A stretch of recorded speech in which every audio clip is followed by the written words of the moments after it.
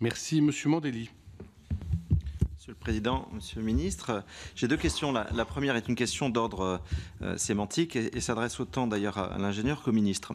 Vous avez donc depuis l'intervention du Président de la République, vous utilisez les termes et les mots ont leur importance de bon débit et de très bon débit. Alors que précédemment, et encore pour un certain nombre, on utilise plutôt le haut débit et le très haut débit, qui est une entité mesurable, quantifiable. Le bon débit, il est surtout lié à la perception de l'usager. Sur un territoire, le bon débit n'est pas forcément satisfaisant pour les uns ou les autres en fonction de leurs besoins.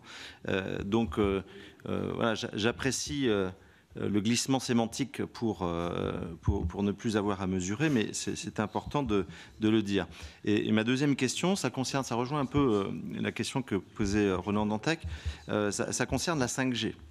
On a eu dans le cadre de cette commission, aménagement du territoire, qui couvre aussi le transport, de nombreuses auditions concernant le véhicule autonome.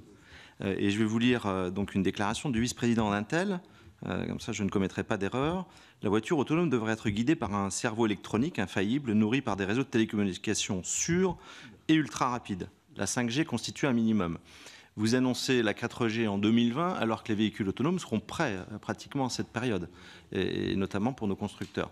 Et donc ce décalage, ce manque de concordance des temps entre la capacité à accepter sur nos réseaux ces véhicules autonomes et la mise en œuvre effective de la 5G, est-ce que ce n'est pas un souci et je rejoins, est-ce qu'on n'a pas intérêt à accélérer à ce niveau?